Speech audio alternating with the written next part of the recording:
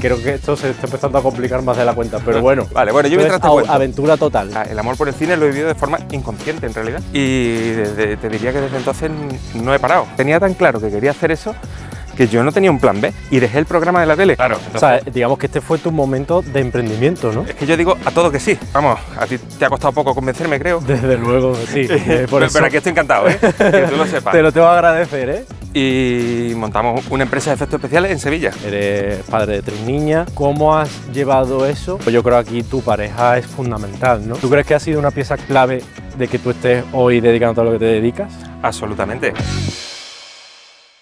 Un segundo antes de que arranque el episodio, porque quiero comentarte que Scala Freelance no es solo un video podcast, sino que es una comunidad audiovisual. Por eso hemos creado una comunidad de WhatsApp privada donde compartimos todo lo relacionado con este proyecto. Es nuestro centro neurálgico de toda la información relevante. Ahí encontrarás información sobre el lanzamiento de nuevos episodios, contenido extra que no encontrarás subido en ningún sitio y también información sobre eventos presenciales que hagamos para hacer networking. Así que ya sabes, si quieres sacarle el máximo partido a este contenido y formar parte de una gran comunidad de profesionales del audiovisual, únete a esta comunidad simplemente haciendo clic en el enlace de la comunidad que te voy a dejar en la descripción de este episodio. Es gratuito, no hay spam y creo que tiene mucho valor. Así que nos vemos dentro.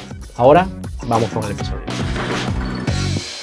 Arrancamos un nuevo episodio y hoy tenemos aquí a Fidel Pérez. Fidel, muchas gracias por haber venido. ¿Dónde estamos hoy, Fidel? ¿Dónde te he traído hoy? Pues bueno, muchas gracias, Ángel, por invitarme, eso es lo primero. Y hoy me has traído a los Pinares de Arnalcázar, que esto está, bueno, está cerquita de Sevilla, pero es un entorno natural, bonito, que siempre pues te evoca a lo que estamos haciendo, a Dominguito por la mañana. Totalmente. Bueno, yo he decidido traerlo aquí, primero porque estáis viendo un poco el entorno, que es bastante bonito, pero fue una recomendación suya porque yo no sé si por algún tema, bueno, creo que viniste con la familia o no sé si por algún tema de localización que algún día tuviste que hacer. Pues de todo, o sea, he venido con la familia y he venido también a rodar aquí, si te digo la verdad ni me acuerdo, o sea, a cualquier cosa de la Consejería de Turismo, muy probablemente, sí. Pero no sabría decirte ni qué vídeo es ni dónde está, pero sí, aquí hemos rodado seguro. Pues la verdad que el sitio es muy bonito y además hemos tenido la suerte de que hoy hace muy buen día. ¿Verdad? Que ya sabéis que cuando grabamos en exteriores nos la jugamos un poco, si hace viento, puede llover o lo que sea. Y yo estaba un poco preocupado porque hace unos cuantos de días ha caído la más grande, ha sido justo en estas semanas el tema de la famosa Dana, que ha afectado a muchas zonas de España. Y aquí también llovió y está todo bastante húmedo, no sé si nos encontraremos muchos charcos o qué, pero me preocupaba un poco, digo, bueno, lo mismo nos encontramos con algún bloqueo en el camino y bueno, a ver qué nos encontramos. A ver qué nos encontramos, vamos a la aventura. Vamos un poco a la aventura porque hay un camino principal que hemos decidido no tomar y nos hemos metido por aquí por un camino secundario que no sabemos muy bien a dónde nos va a llevar, quizás nos tengamos que dar la vuelta dentro de un rato, ¿no? Y bueno, Fidel, cuéntanos un poco quién eres, ¿no? Que la gente un poco te conozca. Sí. Y obviamente a qué te dedicas y demás, ¿no? Cuéntanos. Bueno, pues yo soy Fidel Pérez, me dedico a la producción audiovisual y bueno, no sé, Ángel, es que hablar de uno siempre es muy difícil. Esa pregunta suele ser muy complicada, ¿no? Claro, ¿qué te puedo contar? O sea, pues... Por ejemplo, ¿cuándo empezaste dentro del sector audiovisual? ¿Cuándo empezó todo? Pues mira, si te digo la verdad, empezó todo un poco por casualidad. Que yo creo que eso ya es interesante. Yo estaba un poco preprogramado a estudiar Derecho. Sí, bueno, de hecho empecé Derecho, yo no sé si tú sabes esto. No, que va. Sí, pues yo empecé Derecho porque mi padre, él ya está jubilado, pero mi padre tenía un despacho y bueno, era un poco como la vía fácil, la vía de lo que había que hacer, ¿no? Un poco sí, lo que venía un poco... Hacer y luego también complaciente, ¿no? De decir, papá, yo voy a seguir haciendo lo tuyo. Y bueno, pues empecé Derecho Y cuando yo llevaba allí, pues yo no sé, si 4 meses, 5 meses, de pronto dije, tío, yo durante los próximos 4 años y medio, y lo que es más, y los próximos 40 años, me voy a levantar para hacer esto. O sea, y dije, no. Y en ese momento yo me cagué, tío, porque digo, ¿ahora cómo le digo yo a mi padre? Porque allí en las clases todo el mundo andaba, pues que sí, con fotocopias, con historias, y a mí mi padre me había comprado los libracos, los libros, y yo sabía que eso era un esfuerzo económico también.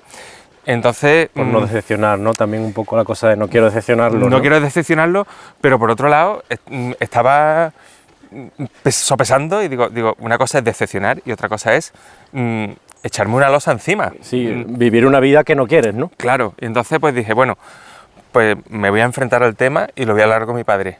Y macho, yo pensaba que iba a ser un drama y el hombre lo entendió perfectamente y me animó, dice, Fidel, qué bien que te hayas dado cuenta ahora y no dentro de 4 años, porque eso ya es lo duro, que hay gente que le pasa, ¿no? También. Que ya se ha metido ahí, ya ve que no hay vuelta atrás, ¿no? Ve que no hay vuelta atrás o vuelve atrás en un momento que ya has perdido mucho tiempo o te resignas y vives una vida que no quieres vivir. Correcto, sí.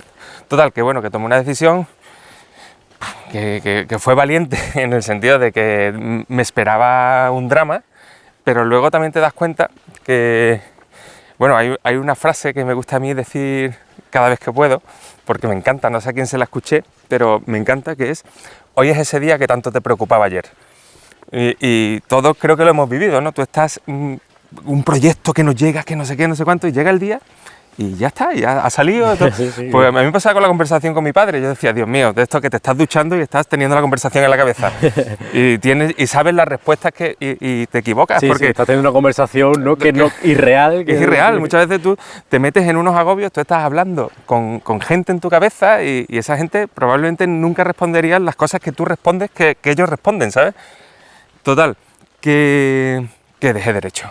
Y ahora, claro, ahora pues te ves con, bueno, pues yo no sé, yo iba a curso por año, yo no sé qué edad se tiene, 18 años, sí. cuando estás en primero, ¿no? 19, no lo sé. Y no me acuerdo.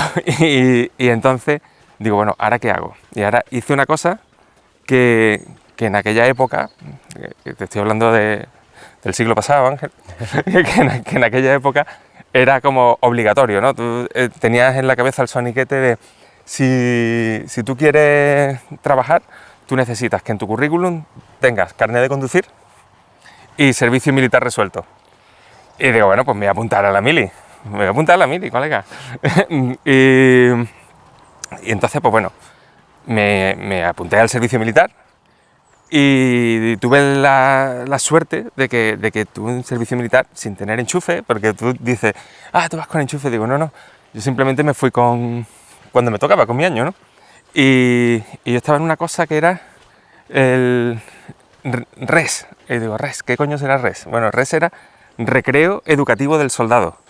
Yo estaba allí en la biblioteca, en el salón recreativo, en el cine. Era un poco, bueno, entonces hay que cogerlo con muchas pinzas. El cine del ejército, imagínate cómo es el cine. Bueno, pero yo tengo un recuerdo bueno de aquello y no te quiero contar una batallita, simplemente decirte que allí en la biblioteca, entre otras cosas, mi nivel de aburrimiento era tan alto que estaba leyendo un día el Boja. O sea, la lectura menos entusiasta que puedes encontrarte. Y en el Boja vi que había una convocatoria de profesores para los ciclos formativos de grado superior de producción de cine. Y digo, ¿esto existe? O sea, no como profesor, pero yo no tenía ni papa de eso, sino, digo, como alumno esto me interesa. Porque es verdad que, igual que te he dicho que mi padre tenía un despacho, una de las cosas que siempre, que el amor por el cine, yo lo he vivido en mi casa. Mi padre, de pequeño, yo no tenía una tele, en casa no teníamos tele. Mi padre tenía un proyector de cine y él alquilaba películas, y las proyectaba allí en casa, las películas, las bobinas grandes. Sí, sí. Y luego tenía un tomavista y una empalmadora, y entonces él nos grababa a nosotros, era como los vídeos domésticos, nos grababa y luego revelaba y montaba aquello. Entonces yo eso lo he vivido muy de chico y de forma muy natural. Luego compró una Handycam de Sony. O sea, que un poco la afición por el cine sí que estaba presente en tu familia de alguna manera. Pues sí, te diría que sí. Y quizás a lo mejor eso también te ayudó a, cuando viste ese curso de producción, a decir... yo me apunto a esto. Me gusta, sí, ¿no? sí. Te atrajo, ¿no? Me atrajo, claro. Yo, a ver, te digo, y luego yo en el instituto he hecho cortos con mis colegas. O sea, que bueno, que viene... Sí, pero no lo sabías, ¿no? Quizás exactamente, no lo sabías. no era una forma consciente. Yo nunca me ha dicho mi padre... Pero estaba ahí. Claro, mi padre nunca me ha dicho... hostia, se está complicando el camino, Se está complicando el camino. Bueno, como vamos. os he dicho, ha llovido mucho en estos días y lo estamos ahora mismo pagando. Para todos aquellos que no nos estáis viendo, que nos estáis simplemente escuchando, pues nada, que estamos pasando ahora mismo por un camino que está un poco enfangado, pero bueno, esto es lo que tiene hacer los podcasts así, al aire libre y por aquí. De hecho, ahora mismo no sabemos ni a dónde vamos. ¿Cierto? Y creo que esto se está empezando a complicar más de la cuenta, pero bueno, no te quiero interrumpir. Nada, no. Lo que te decía era que el cine, yo lo he vivido, el amor por el cine lo he vivido de forma inconsciente en realidad. Que nunca mi padre nos ha dicho, echad cuenta a este director. No era una cosa sesuda, sino Sí, era una sí, cosa recreativa, ¿no? Entonces, pues... Y luego hemos ido muchísimo al cine. Yo de pequeño iba al cine muchísimo. También te digo, yo no tenía tele. La tele la tuve mucho después, la tuve en el instituto. De hecho, cuando salió el fenómeno de Chiquito de la Calzada, ¿te acuerdas tú del humorista, sí, no? Claro. Bueno, pues yo de pronto, un día en el instituto, iba la gente, no puedo, no sé, y digo, todo el mundo se ha vuelto tonto de un día para otro. O sea, yo no lo había visto. Estaba fuera, ¿no? Yo estaba fuera completamente. Yo digo, bueno, no sé qué es esto, ¿sabes? Ya luego, pues claro, lo supe, ¿no? Pero bueno, en fin. Entonces, justo en ese momento en el que decides, te metiste, supongo, en ese curso, ¿no? Claro, exacto. Ya cuando terminé el servicio militar y me saqué, bueno, el carnet de conducir me lo saqué a los 2 días de apuntarme, o sea, en un mes. Pero el servicio militar y me apunté a ese curso y ese curso tenía prácticas y esas prácticas las hice en una peli y te diría que desde entonces no he parado. Joder. Y eso ya pues hace 25 años. Jolín. Vale, entonces ahora mismo más o menos nos queda claro cómo ha sido un poco tu trayectoria, muy sobre todo al inicio, ¿no? Pero cuéntanos un poquito más, porque yo sé que has pasado durante tu trayectoria por diferentes etapas. Y has sido autónomo, no sé si has trabajado en productoras también, etcétera. Cuéntanos un poco más cuando ya metes el pie en la industria y realmente descubres lo que es ser productor audiovisual y todo lo que ello conlleva, cómo ha ido evolucionando tu etapa hasta hoy, que hoy pues ya estás haciendo ficción, estás en festivales, estás moviendo un montón de proyectos con bastante presupuesto y demás. Entonces, ¿cómo se pasa de ese chaval con muchas ganas que de repente redescubre que había algo en él, ¿no? que lo impulsaba hacia el cine sin saberlo, a llegar hasta este punto, hasta donde estás ahora? Pues, a ver, voy a resumir mucho. Sí. Voy a resumir mucho, porque si no nos vamos a perder. En titulares, ¿no? Titulares, puntos clave de que tú digas, más o menos aquí, tal, no sé. Vale, pues mira, yo empecé, como te he comentado, oye, se complica mucho, Ángel, ¿eh? Se complica mucho. Venga, vamos por aquí. Vale, bueno, yo mientras te cuento. Aventura total. Yo empecé haciendo prácticas, que entiendo que es una forma muy interesante de empezar cualquier proyecto, o sea, más que en cualquier proyecto, en cualquier área de la vida, porque por eso mismo, ¿no? Porque antes de dedicar tu vida a hacer algo, está bien que lo veas un poco sin responsabilidad. No sé si me entiendes, sin responsabilidad. Pues, obviamente tienes tu responsabilidad donde entres, no te digo que seas un irresponsable cuando entres a hacer práctica, pero sí es cierto que lo ves un poco desde fuera, estoy aquí, no sé muy bien qué tengo que hacer, veo gente haciendo cosas, pero... Y sobre todo es el punto en el que más aprendes de los compañeros, ¿no? Porque tampoco está esa parte de ego de yo llevo ya no sé cuántos años en la industria y nadie va a venir a mí a contarme nada, sino que eres una esponja que absorbe todo de todo el mundo y creo que es una etapa muy importante, ¿no? Sí. para aprender sobre todo eso. De hecho, ahora que lo mencionas, es muy curioso porque hay gente que, pero bueno, eso ya es de la persona, que el tema del ego le puede tanto que ocurre incluso antes de hacer las prácticas, ¿no? Yo me acuerdo Sí, que claro. cuando tú ibas a hacer las prácticas, estábamos, bueno, en la lista de clase, ¿no? Y ahora pues nos habían cogido en el Néstor Almendro, después del ciclo formativo de producción, por nota. Y ahora pues por nota, yo era el tercero por nota. Y las prácticas, el primero, dice, yo quiero ir a Canal Sur. Digo, y era pues bueno, porque Canal Sur era como lo más grande, no sé cuánto. El segundo, Canal Sur, yo seguía sin dar crédito, porque yo digo, tío, y estaba cagado, porque yo quería hacer las prácticas en Maestranza Films, que era en aquel momento la única productora de Sevilla que hacía cine. Y digo, como el primero o el segundo diga que eres Maestranza, Obviamente no te lo dan. y yo no tenía un plan B. Yo tenía tan claro que quería hacer eso que yo no tenía un plan B. Y dijeron Canal Sur, y entonces hay gente que decía, no, es que yo soy productor de cine.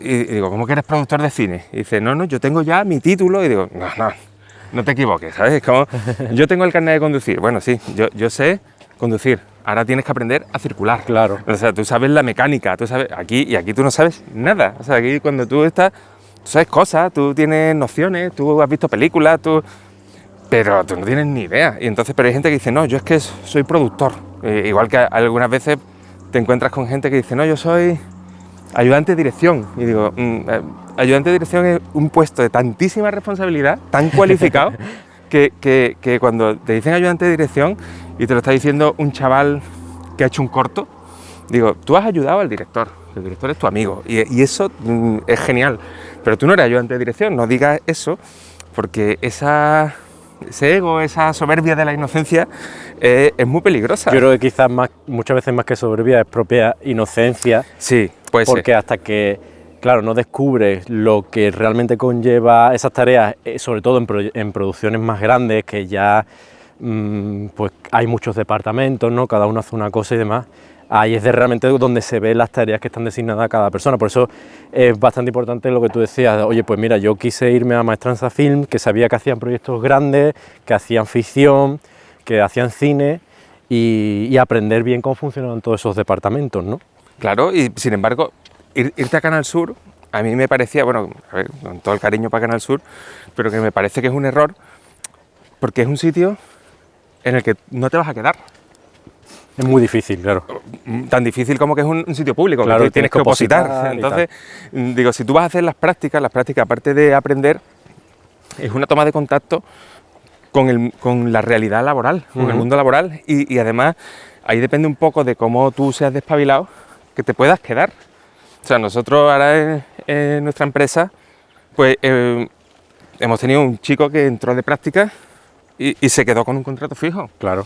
Y dice, bueno, pues eso no te va a ocurrir nunca en Televisión Española, no te va a ocurrir nunca en Canal Sur. Está muy bien si tú lo quieres ver, y además son sitios donde, bueno, pues hay mucha fuerza sindical, donde cada uno hace su tarea. En una productora, pues mira, cuanto más pequeña mejor, porque al final vas a hacer de todo. Y es como tú te lo quieras tomar, si para ti las prácticas son un trámite, o si para ti las prácticas son una parte del aprendizaje. Claro. Entonces, pues, en fin. Vale, y entonces empezamos con las prácticas. Después de las prácticas, pues estuve haciendo una película con Maestranza, y ahora pues en la película el que estaba de ayudante de producción luego hacía publicidad, y en las publicidades él era jefe de producción. aquí nos hemos encontrado un árbol caído. Un árbol caído. Y entonces pues me aquí llamaba... lo podéis estar viendo. Me llamaba en sus producciones, que él iba de jefe de producción de publicidad, como auxiliar. Entonces yo empecé a hacer muchas cosas de auxiliar de producción. Después de auxiliar, pues salté al mundo de los efectos especiales, que eso fue pues también un viaje muy casual, porque ahí estaba trabajando en un programa que se llama Hollywood Televisión, que era un programa de televisión que iba por los festivales grabando, fíjate, de operador de cámara yo. O sea, yo no quiero pensar lo que grababa yo. Pues íbamos grabando entrevistas a directores, a actores, un poco, bueno, pues... con la bici. Una cosa así. No Pero había- era un programa tal, y me llamó un amigo y me dice: oye, Fidel, viene a Sevilla una peli alemana que está buscando como un meritorio, un runner para el equipo de efectos especiales. Explica un poco qué es el runner, rápido. Bueno, el runner es un poco como un chico para todo, ¿no? Es un... En un rodaje sí que se encarga de, oye, necesitamos, yo qué sé, bebidas, agua, tal. no sé Exacto, qué. sí, ¿no? sí. Vale. Pero el equipo de efectos especiales, pues era un equipo que tenía un pequeño departamento de producción propio dentro del equipo. Entonces, imagínate, pues unos alemanes que están rodando en Sevilla y ahora pues les hace falta un tornillo, métrica, Claro, no sé no qué. tienen en los contactos, no saben ni por entonces, dónde ni por empezar, dónde empezar, a buscarlo y tal. Entonces, pues quieren alguien local que les resuelva el tema del día a día. Y entonces pues me llamaban y le digo: sí, ya tengo uno. Y dice: coño, qué rápido. Y digo: yo. Y dice: no, tío Fidel, si tú estás trabajando en la tele, yo te llamaba porque tú conoces mucha gente de los cortos, de no sé cuánto, a ver si me das el teléfono de alguien. Que no, que lo quiero hacer yo. Y dejé el programa de la tele. Hostia. Dejé el programa de la tele para aventurarme con esto porque me llamaba mucho la atención. Lo otro empezaba a ser repetitivo, de ir de un festival en otro.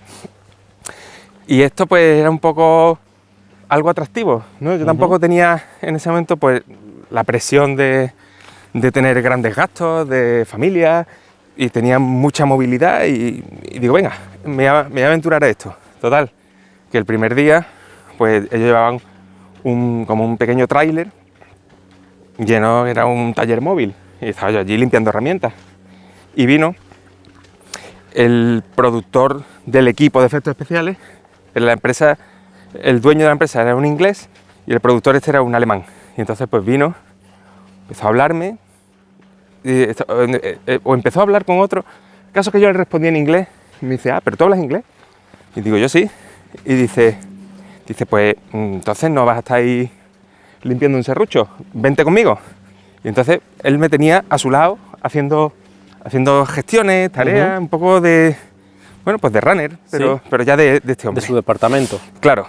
Y del departamento de producción dentro del departamento de efectos especiales.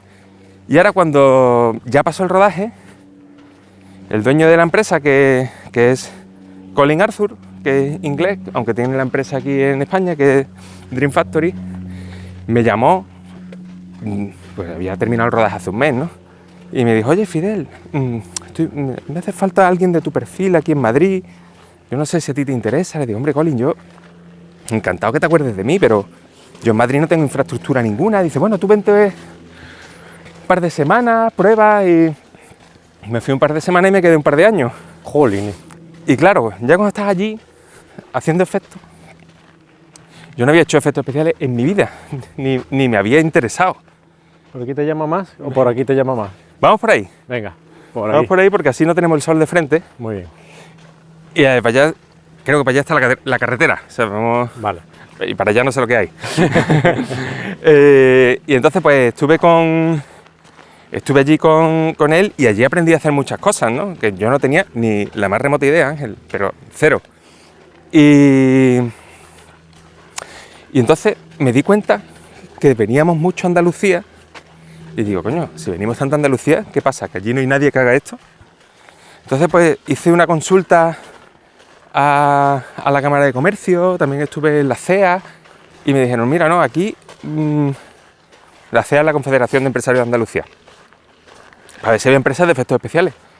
Y había una que se llamaba Background 3D, pero que era una empresa de efectos digitales, pero de efectos especiales físicos, que es lo que se hacía allí, que es lo que yo estaba haciendo, no había ninguna. Entonces me vine, dejé el trabajo, capitalicé el paro, que bueno, que eso es... Espera, que cuando aquí se está poniendo ya el fango. Sí, que cuando estás trabajando por cuenta ajena, pues cuando tú dejas el trabajo o te despiden, tú cobras el paro.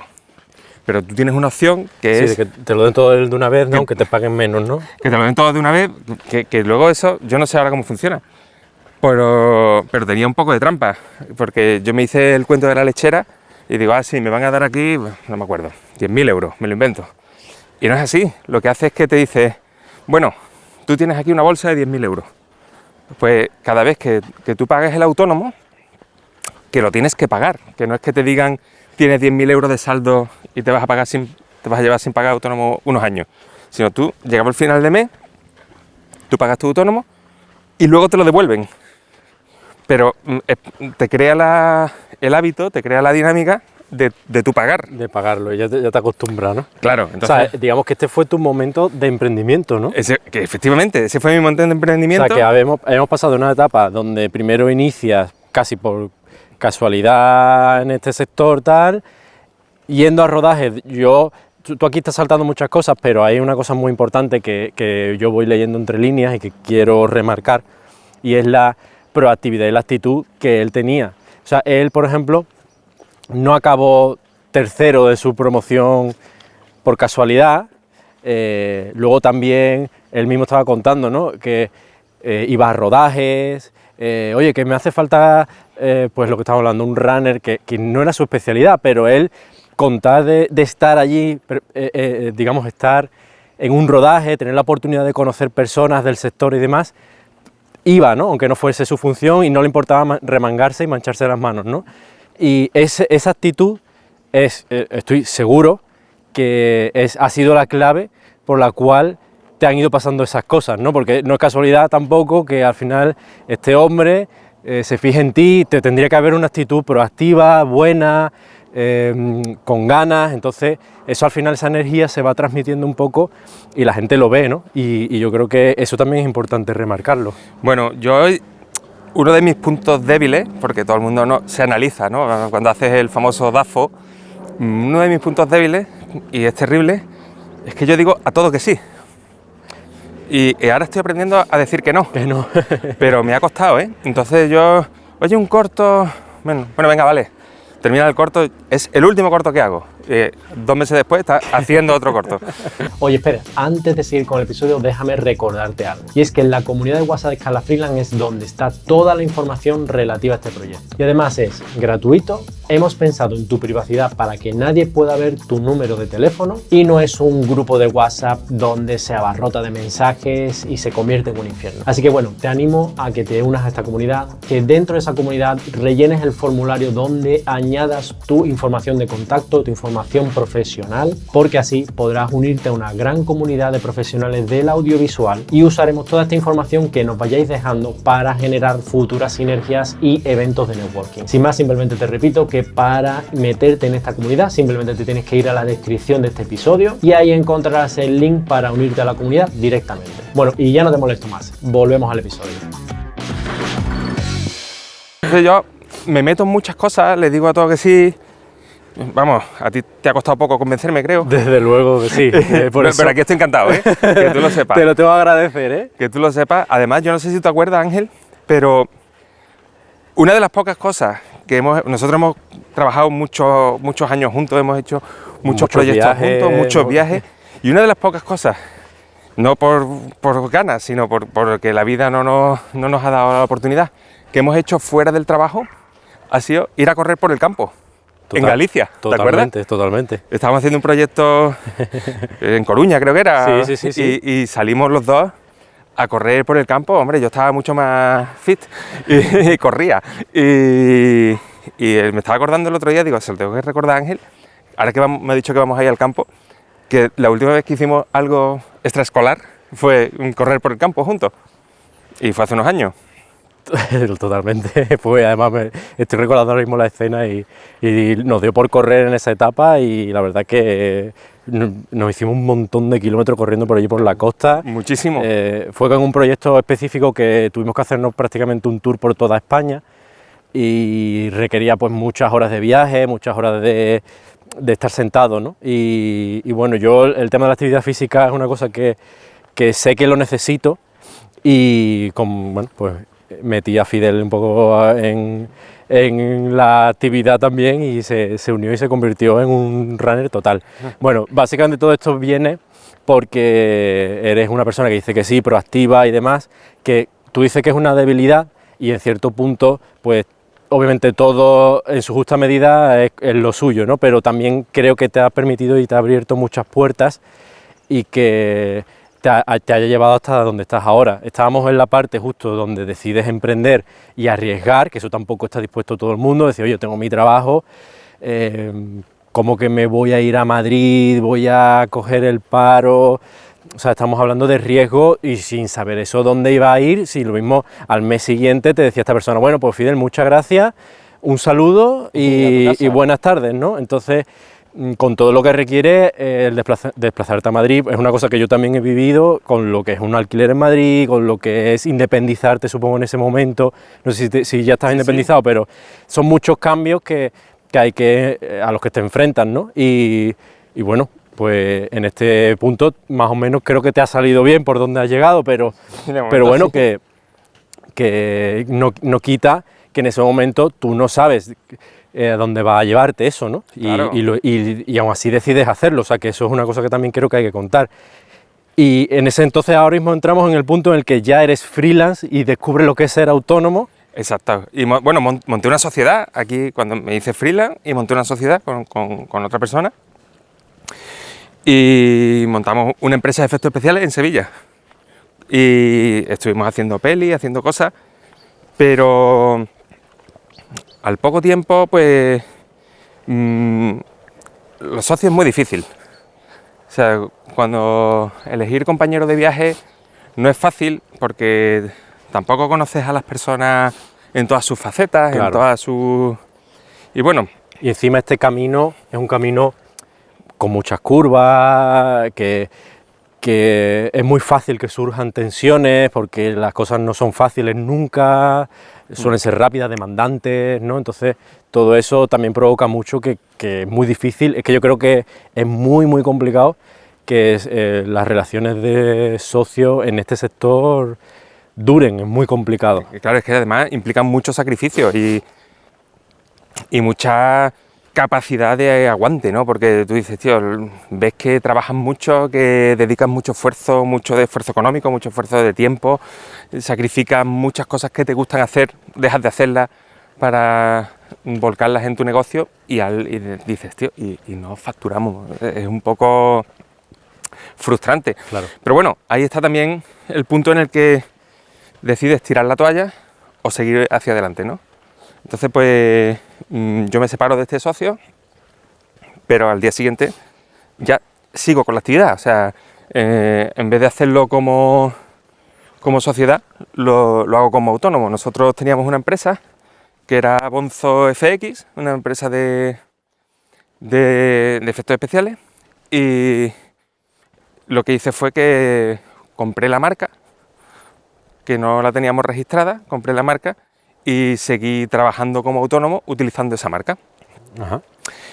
Y bueno, pues hice un montón de cosas. O sea, la verdad es que a lo mejor está un poco feo decirlo, pero fue separarnos y empezarme a ir bastante mejor.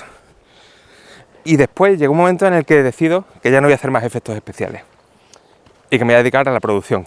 Y entonces, otra de las cosas que yo he hecho más ha sido trabajar para equipos extranjeros. Entonces, esa figura que ellos buscan cuando vienen a España es lo que ellos llaman un fixer. Y entonces un fixer viene de el arreglador, ¿no? Uh-huh. Entonces, solucionador de problemas. Exactamente, pues vienen aquí, necesitan permisos de rodaje, necesitan encontrar gente local para formar el equipo, necesita, pues un montón de cosas que ellos vienen aquí y no saben. Ya no te hablo de la barrera del idioma, sino de una barrera cultural, uh-huh, o una barrera de conocer el entorno. Entonces digo, pues voy a reconvertir esa F de FX en FX de Fixer. Y entonces pues seguí utilizando Bonzo FX, pero dándole una vuelta. Uh-huh, correcto. Y... O sea, hubo un pivotaje en tu... dentro del sector, pero a otra actividad, ¿no? Otra actividad. Y entonces ahí hubo un momento en el que... Antes te he hablado del despacho de mi padre, uh-huh, y en el que yo voy al despacho de mi padre, porque viene toda la parte de la crisis de 2008, en la que, bueno, pues se empiezan a caer un montón de proyectos, un montón de rodajes, y de pronto yo también pues tengo a mi primera hija. Y digo, bueno, a ver, ahora mismo... O sea, te pilló justo en la crisis. Claro, Estrella nació... Fuiste padre justo en la crisis, ella ¿no? nació en mayo de 2008. Entonces, claro, digo, bueno, pues voy a trabajar con mi padre. Y entonces pues estuve desde, no de 2008, empecé más tarde, yo estuve como de 2010 a 2012, estuve como, o de 2010 a 2011, yo estuve o un año o 2 años, no recuerdo ahora bien, pero sé que terminé en 2012, estuve trabajando en el despacho de mi padre, en un sector completamente distinto al audiovisual. O sea, que tuviste, en un momento de crisis, que eres padre y demás, tuviste que aparcar a un lado tu carrera que estabas siguiendo un poco dentro del sector audiovisual, volver un poco a la parte de abogacía, ¿no? Sí, que yo no había hecho la carrera realmente. Bueno, pero... Sí, a la parte más burocrática. Estable, burocrática y demás, para un poco volver a coger impulso, ¿no? Y volver a ver si realmente era eso a lo que querías, donde querías estar, ¿no? Y creo que esto lo quiero señalar porque una de las cosas que antes estaba comentando contigo justo era que normalmente cuando se trae un invitado a un podcast o incluso el mismo presentador, yo cada vez que voy escuchando podcasts y demás siempre me da la sensación de que su trayectoria siempre es ascendente, lineal y que todo ha ido bien, todo ha funcionado siempre y que todo es genial, ¿no? Cuando la realidad a la que yo me enfrento, por ejemplo, y la que conozco de mis compañeros, no tienen nada que ver con eso, ¿no? Entonces quiero remarcar esto porque es un momento que supongo que sería difícil, claro, duro, de decir, oye, no me ha salido bien, ¿no? Tendría sensación incluso de decir, ostras, no me ha salido bien lo que yo quería hacer, ¿no? O no sé, un poco de sentirte perdido incluso, ¿no? Claro, no, efectivamente, lo has descrito estupendamente. Yo estaba haciendo memoria y sería de 2011 a 2012, fue cuando yo estuve ese año en el despacho de mi padre, y fue un poco como tirar la toalla, pero sin querer tirarla, porque por eso es que te digo que yo digo a todo que sí. Yo después seguí haciendo cortos y seguí haciendo videoclips y cosas así un poquito más esporádicas, pero estaba jodido, claro. Era después de 10 años haciendo lo que te gustaba, habiendo pues montado una empresa, cerrándola, empezaba ahora otra vez de nuevo como... Hola. Empezaba de nuevo como autónomo. O sea, después de muchas vueltas y de muchas historias y de logros, porque también en ese tiempo, en 2004, que fue cuando yo monté la empresa en 2003, en 2004 la Confederación de Empresarios de Andalucía me dio un premio no existía o no se utilizaba la palabra startup, pero era un premio a empresa en categoría semilla, de un concurso que hicieron. Iniciándose y demás. Luego estuve participando también en los Euroawards, que era un proyecto de emprendedores europeos, y también llegué allí a la final. O sea, yo tengo en mi casa un par de placas que, bueno, que ahí están, ¿no? Sí, que en el camino no fue fácil, pero hubo como ciertos hitos que fueron... Inesperados, sí, que te fueron dando ese... ¿cómo un impulso, decirlo? ¿No? Sí. O estoy haciendo lo correcto o ese reward, me sale reward. Exactamente. Ese... Sí. Premio, ¿no?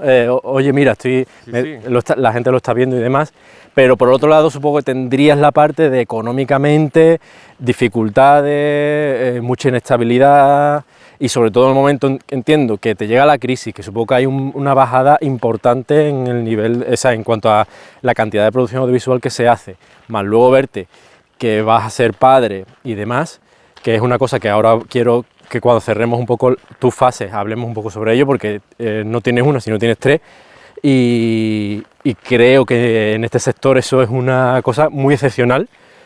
Poca gente conozco que tengan tantos niños en este sector, y de eso quiero que ahora un poco hablemos, porque ya sabéis que en este podcast estamos un poco siempre buscando ese punto del equilibrio entre trabajo y vida personal y demás, y cómo compatibilizarlo con lo difícil que es, ¿no? en este sector hacer eso. Pero, por recapitular, tienes tu primera hija, vuelves a la abogacía por intentar un poco salvar los platos.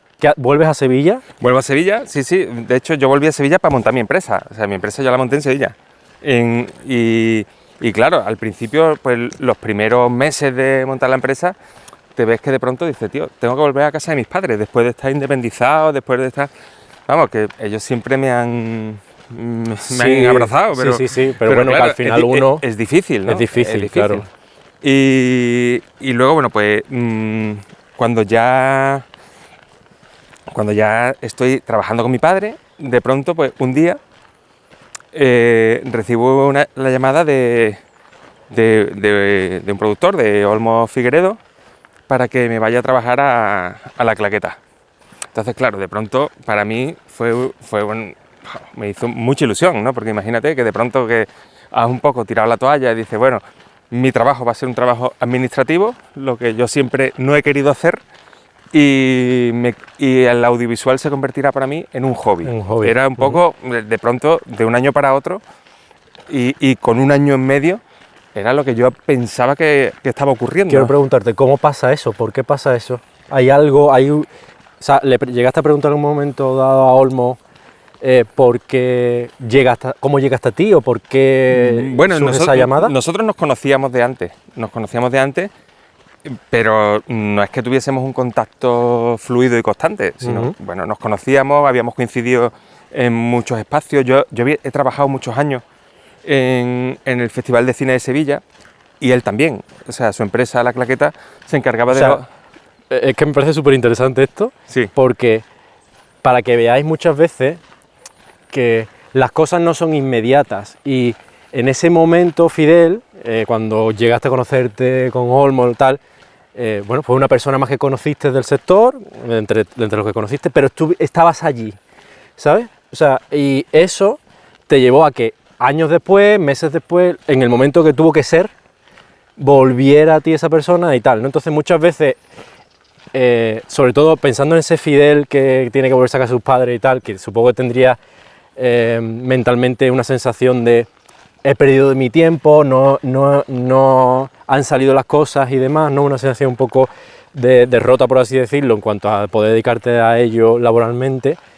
Sin embargo, no eras consciente de que habías ya plantado la semilla, solo que había que dejarla crecer y que necesitaba tiempo, ¿no? Y esa es una cosa que, claro, yo, por ejemplo, es una cosa que veo entre mis compañeros, que yo también sufro, que muchas veces dices, joder, he estado haciendo este proyecto o he estado contactando he ido a este sitio de networking y no ha salido nada, ¿no? Te vas como la sensación de manos vacías, pero no sabes en qué momento esa persona a la que fuiste, a ese sitio que no pensabas que nunca te iba a salir nada, de repente se acuerda de ti, te llama, y a partir de ahí surge lo que fue para ti una relación laboral de un montón de años en una productora. Sí, sí. Y yo creo poderte dedicar a la producción audiovisual, y que quizás fue donde más creciste dentro del sector, ¿no? O sea, para que veáis que no hay nunca un tiempo perdido, una cosa que no ha servido para nada, sino que al final todo va encontrando un poco su camino. Lo que pasa es que muchas veces las cosas no son inmediatas y necesitan un tiempo de proceso.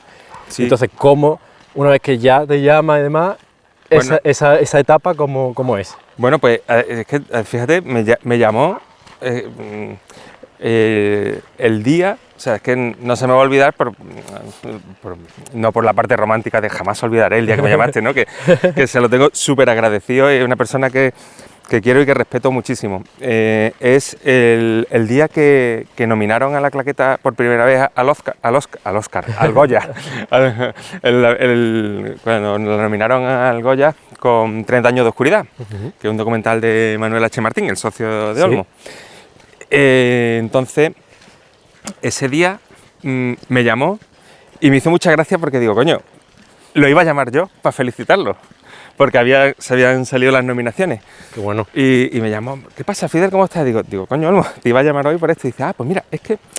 Y ya me contó, dice, es que estoy buscando una persona, además me lo dijo así, dice, estoy buscando una persona que sea todoterreno, que tenga un poco tu perfil, que yo sé que puede funcionar en oficina, pero también en rodaje. total, que nos citamos, estuvimos charlando y a la semana siguiente estaba yo trabajando en la claqueta y... ¿Y eso duró cuántos años? Pues duró 7 años. 7 años. Y 7 años en los que he aprendido muchísimo, en los que he conocido a gente increíble, como tú, por ejemplo. A ti te Nos conocí, conocimos allí. nos conocimos en la claqueta. Y luego, aparte, bueno, pues hoy por hoy tenemos buena relación, ¿sabes? Somos compañeros y coincidimos en muchos espacios, en muchos proyectos. Después, incluso después de salir, pues me han llamado para hacer algún proyecto con Sí, ellos. que es una relación que continúa laboralmente Sí, de otra sí. manera y demás, De ¿no? otra manera Y digamos que entonces ese punto es tu punto donde aprendes realmente la profesión. Exacto, o, sí, ¿no? sí. Y te desarrollas, ¿no? Exactamente. Yo había hecho muchas cosas de campo, ¿no? O sea, quiero decir, de campo, yo había hecho publicidades muy gordas. O sea, yo he trabajado pues con Sprite, con PlayStation, con Fanta, con Yastel. Sí, con grandes clientes, vamos. Clientes muy gordos de publicidad. Y luego había hecho pelis en mi etapa de efectos especiales. Yo estuve trabajando en muchas pelis. Pero es con Olmo y con la claqueta donde yo también tengo que es el diario. Que tú te levantas todas las mañanas y tú o vas a un rodaje o vas a una oficina a preparar un rodaje o a cerrar un rodaje, ¿no? Porque un rodaje no acaba cuando Sí. se apaga la cámara, ¿sabes? Un rodaje acaba cuando ya haces el cierre económico del rodaje, las devoluciones de todas las cosas y empieza mucho antes de que alguien ponga el primer pie en el set. Correcto. Vale. Y ya por último, por cerrar toda tu trayectoria, que quede bien un poco marcada y demás la línea que sigues, llega un momento, después de 7 años en la empresa, que decides montar otra productora, ¿no? Sí, bueno, en realidad no fue dejar una para montar otra, sino cuando terminó mi tiempo en la claqueta, estuve de freelance un año, quizá, no llegó al año, porque llegó la pandemia. Otro momento. Pero en la pandemia, en plena pandemia, es cuando montamos nosotros la productora, que es La Favorita Produce, que la montó precisamente con gente que conocía en la claqueta. Con O sea, compañeros. Sí, con compañeros. Con Alejandro Toro, Hugo Cabeza y Antonio Parcero. Buenas. Hola. Y bueno, así en este sentido, Vale, más o menos yo creo que hemos desbozado un poco, exactamente, desde que hice prácticas hasta la actualidad, hasta ¿no? ayer por la tarde. Una cosa que me interesa mucho de tu perfil es precisamente esta parte que hemos estado hablando de que eres padre de 3 niñas. ¿Cómo has llevado eso? ¿Cómo ha sido? Es duro, ¿eh? Es duro porque es que siempre tiene uno en la cabeza el perfil del camionero, ¿no? El camionero que se va de su casa y se pega mucho, o el marinero, y se pega mucho tiempo fuera y es como un cliché, pero agüita con el mundo audiovisual, ¿eh? A mí me cuesta porque muchas veces te vas de casa y están las niñas dormidas y vuelves a casa y ya están dormidas. Entonces, y cada día que te has perdido de las niñas, ese día no vuelve. Claro. O sea, yo tengo la suerte de que en los momentos clave de cuando anduvo por primera vez, cuando dijo papá por primera vez, todo eso, he estado presente. Si no, yo estaría muy atormentado de decir, bueno, todas estas cosas me las he perdido. He tenido la suerte, pero la suerte porque por puro azar. Porque, sí, se te ha dado así. Porque claro, eso no está planificado. Tú nunca sabes cuándo va a andar por primera vez tu hijo. Uh-huh.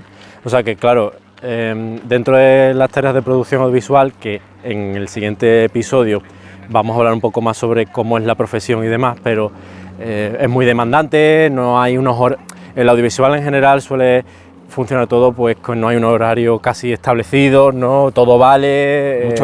Mucho viaje. Noches de hotel perdidos en medio de donde sea. Tú muchas veces has tenido que ir a localizaciones, es decir, ir a los sitios a ver cómo son los sitios, fotografiarlos, hacer un estudio, etcétera, tal, para los rodajes. Luego muchas veces tienes que ir a la parte de antes de que vaya todo el equipo de rodaje, el estar allí ya creando el campamento base, viendo un poco cómo va a ser la logística de todo, para que todo funcione cuando llegue todo el mundo.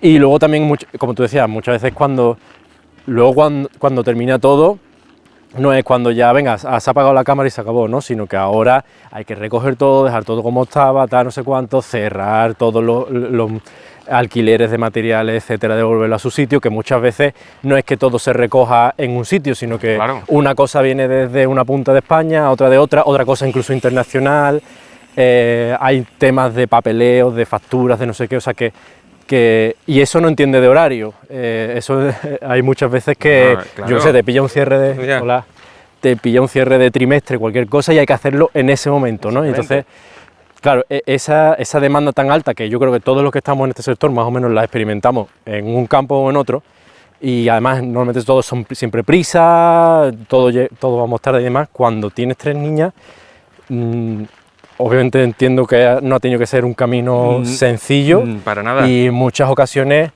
frustrante porque te estás perdiendo momentos y demás, y también para ellas muchas veces que a lo mejor te digan, pero papá, ¿por qué te tienes que ir? Porque ahora ya son más grandes, lo entienden, ¿no? Pero cuando son niños quizás a lo mejor no entienden el por qué estás fuera 2 semanas, ¿no? Claro, yo siempre de todas formas lo he intentado un poco equilibrar como he podido, como me ha dejado la vida, ¿no? Pero imagínate cuando he tenido que estar una peli fuera, pues siempre me he buscado y decir, mira, pues este fin de semana, en vez de volverme yo a casa, os venís vosotras y yo Como si fuera un viaje, ¿no? Como De si fuera un viaje, vacaciones, ¿no? cogemos otra habitación en el hotel donde me estoy quedando ya, o nosotros muchas veces, como con 3 niñas, tenemos que viajar siempre en suite, porque al final una suite te sale más económica que 2 habitaciones y tienes espacio para moverte, varias habitaciones, es como un pequeño apartamento. Y entonces, pues bueno, pues lo hemos disfrazado un poco de viaje, y luego también algunas veces pues han venido al set de rodaje, han aparecido como figurantes, un poco... Da un poco como si fuera un juego, ¿no? Gamificarlo un poco para minimizar el impacto de papá no está, ¿sabes? Y luego yo creo que aquí tu pareja es fundamental, ¿no? Por supuesto, sí. Y yo creo que también entender tu trabajo, no es, todo lo que nos dedicamos al audiovisual, creo que tenemos un poco ese problema, sobre todo con personas que no se dedican a lo mismo que nosotros, que tienen unos horarios más establecidos, ¿no? Y una forma de trabajar diferente. Hacerle entender que tú te tienes que ir 2 semanas de repente y te surge además el rodaje casi de hoy para mañana, y que lo mismo son 2 semanas o lo mismo son 3, que no lo sabes, o 4, y que vas a estar, y que además vas a estar prácticamente incomunicado, porque no es que vayas a poder estar hablando, sino que son horas muy intensas, donde quizás a lo mejor estás en un pueblo que no tienes ni siquiera cobertura durante un montón de tiempo, o sea que son muchas cosas que es difícil, ¿no?, de manejar, y que para las parejas que nosotros pues vamos teniendo y demás, creo que también tienen mucho mérito si son capaces de gestionarlo, ¿no? Hombre, evidentemente el apoyo de tu pareja es fundamental, si no, pues no podrías... ¿Tú crees que ha sido una pieza clave de que tú estés hoy dedicándote a lo que te dedicas? Absolutamente. Yo cuando conocí a Vanessa, ella trabajaba en una agencia de publicidad, y ella de pronto pues, tenía un ritmo de vida muy similar al mío. Tenía que ir, a lo mejor, pues, además llevaba una cuenta grande de un cliente muy importante, y entonces pues de pronto pues tenía que viajar a Nueva York, tenía que viajar a Santo Domingo, tenía que viajar a París, a Londres, y ella, en cierto sentido, renunció a esa vida porque era imposible. Que ambos estuvierais en el mismo tren de vida, ¿no? Exactamente. Digamos, ¿no? Pero claro, eso también supongo que trajo consigo la dificultad económica, ¿no? 3 niñas, claro, una presión sobre ti. Vamos a pararnos aquí. Sí. Y vamos a sentarnos los dos. Venga. Aquí, y dejamos la cámara en medio. Vale. Pues... Y aquí cerramos, nos queda como unos 8 minutitos. Sí. Todos los que estéis dando el paseo virtual con nosotros, seguid dando los pasos que os quedan. Nosotros es que hemos hecho una vuelta en círculo y hemos llegado al punto de inicio, y creo que este sitio es súper bonito, lo podéis estar viendo, que se hacen barbacoas aquí y demás, para poder cerrar esta parte del episodio. Y estábamos hablando sobre esa parte, ¿no?, de cómo ella tuvo que un poco... Claro, renunciar a esa actividad que ella tenía por la maternidad, en realidad. Entonces, pues claro, en su caso es más obvio porque al final la persona que está gestando es ella. Entonces ella tiene su dificultad física, tiene su reposo, estar embarazada era completamente incompatible. Bueno, primero pues no puedes volar a hacer un vuelo largo, no puedes tener esos niveles de estrés, ¿no? Y claro, la dificultad económica está porque, tú imagínate, yo el día 1 de cada mes, aparte de hipoteca, autónomos y los suministros, de pronto tengo pues 3 academias de inglés, tengo 2 clases de patinaje, una clase de tenis, o sea, que tener niños no es barato. Y claro... Supongo que eso también añade una presión extra a buscarte bien los proyectos, a buscarte bien la vida, o sea que también eso creo que es un motor muchas veces, ¿no? Para... Hombre, no tengo opción y te sirve como motivación total, ¿no? Completamente, o sea, tú tienes de pronto la responsabilidad de no de sobrevivir tú, sino de sostener a una familia, ¿no? Entonces, pues, igual que una empresa tiene que generar sueldo para todos sus empleados, yo tengo que encontrar sustento para la familia. Hombre, mi mujer también trabaja, lo que pasa es que ella ha renunciado a ese trabajo. Sí, buscó alternativas de forma de trabajar que le fueran compatibles, ¿no? Con su... Claro, de hecho, ella trabaja casi todo desde casa. Ella se ha hecho ahora influencer de cocina y tiene pues una buena masa de seguidores y se dedica a eso y lo compatibiliza con catering de rodaje. Ha abierto esa línea porque es algo que yo le he demandado mucho. Le he dicho, ¿qué, Vanessa? Que aquí un catering le interesa una película, le interesa darle de comer a 50 personas durante 8 semanas, pero si tú tienes un equipo de 15, porque vas a hacer un spot publicitario durante 2 días, es que nadie te da servicio, a nadie le está el servicio. Y luego tú dices, sí, hay un bar al lado, y dices, sí, pero el bar implica un traslado, claro, no controlar los tiempos, no controlar tampoco, claro, que tú sabes que ahora mismo pues está el vegetariano, el vegano, el ovolacto, no sé cuánto, el intolerante. Exacto. Entonces, claro, tú eso en un bar de menú de carretera pues es muy difícil gestionar y luego aparte pues que entienda los rodajes. Si yo te digo a un restaurante voy a llegar a las 2 y luego te digo no, que voy a llegar a las 3. Sí, yo creo que habéis encontrado una fórmula en la que ella ha podido también, habéis hecho una fusión, ¿no?, de 2 modelos de negocio, haciendo una fusión entre los 2 modelos, entre tú trabajando para audiovisual, ella trabajando para cocina, y encontrar un punto de nexo común para poder sacar un negocio ahí rentable. Claro, y ella contrata al personal por proyecto y lo gestiona todo. Genial. Y está muy bien. Vale, entonces ahora... yo creo que hemos visto prácticamente, o sea, ahora conocéis perfectamente a Fidel, conocéis cuál ha sido su trayectoria, y sobre todo me ha parecido muy interesante la parte en la que él pues nos narra, oye, yo llegué aquí casi por casualidad, y luego al final la vida también un poco la ha ido llevando por distintos caminos, y muchos de ellos se los ha encontrado que estaban cerrados y bloqueados, ¿no? También un poco la simbología con lo que estamos haciendo aquí, ¿no? Nosotros hemos empezado un camino que de repente ha tenido dificultades, hemos encontrado barro y no sabíamos muy bien dónde nos iba a llevar, ¿no? Que al final es un poco lo que nos pasa a la mayoría de freelance del audiovisual. Iniciamos un camino, pero no hay una flecha que te indica, sí, si tú sigues por aquí vas a llegar aquí, sino bueno, tú empiezas a andar y no sabes lo que te va a deparar, ¿no? Y en esa analogía, Fidel pues me ha parecido muy interesante lo que nos contaba sobre, oye, hubo un momento en el que tuve que volver atrás, pasé una crisis de 2008 donde fui padre, o sea, ha habido muchos momentos donde él ha tenido que volver a pararse en ese camino, replantearse, incluso volver un poco unos pasos hacia atrás para volver a ver, oye, este es el camino que quiero, no lo estoy haciendo bien, ¿qué es lo que quiero? ¿No? Hacer esa parada que muchas veces necesitamos todos de pensar qué es lo que estamos haciendo, hacia dónde vamos, qué queremos y demás, ¿no? Entonces creo que esa parte, la verdad, que me ha gustado mucho porque es una parte que normalmente no se cuenta. Normalmente este podcast hubiese sido tú contándome, sí, yo ahora estoy haciendo no sé qué peli, vengo del Festival de San Sebastián de no sé qué, y todo es maravilloso y todo ha sido una vida como en bandeja de plata, cuando No es nada así. más lejos de la realidad. Y precisamente, seguramente, muchos de los que no estáis escuchando y viendo esto, vuestra vida sea parecida, os encontráis con un montón de momentos difíciles, de bloqueos, de no estoy seguro de si esto es lo que quiero hacer, momentos de duda, de volver atrás, y es que forma parte del camino, esto es así. Si queremos un poco, al final todos los que estamos haciendo esto, casi nos guía un poco la pasión por el sector, porque creo que de otra manera es muy difícil sostenerlo en el tiempo, ¿no? Y bueno, pues creo que ha quedado bonito esa parte de esa analogía del camino también y esta parte.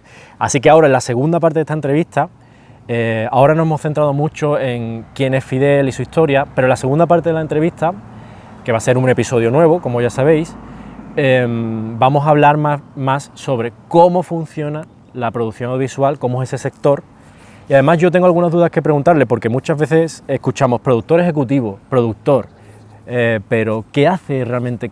¿Cuáles son esas tareas, ¿no?, de producción? ¿Qué es un productor ejecutivo? Además tú ahora mismo estás también entrando en esa parte de producción ejecutiva y nos puedes contar muy bien desde primera mano qué es eso, ¿no?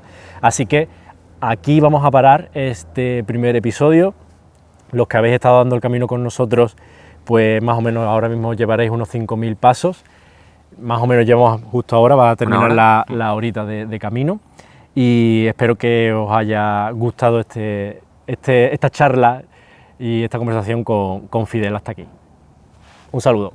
Bueno, espero que te haya gustado este episodio, que te esté gustando el contenido, y si es así, simplemente te pido que te suscribas al canal, que te suscribas donde lo estés escuchando, donde lo estés viendo, que comentes, que nos dejes comentarios para ayudarnos con el algoritmo a que cada vez tenga más alcance este proyecto y así poder seguir atrayendo a grandes profesionales del sector audiovisual y seguir generando una comunidad cada vez más grande de profesionales. Así que solo te pido un segundo de tu tiempo, un comentario, un like, un compartir, lo que sea que nos ayude con el algoritmo para que entre todos hagamos de Scala Freelance una gran comunidad audiovisual.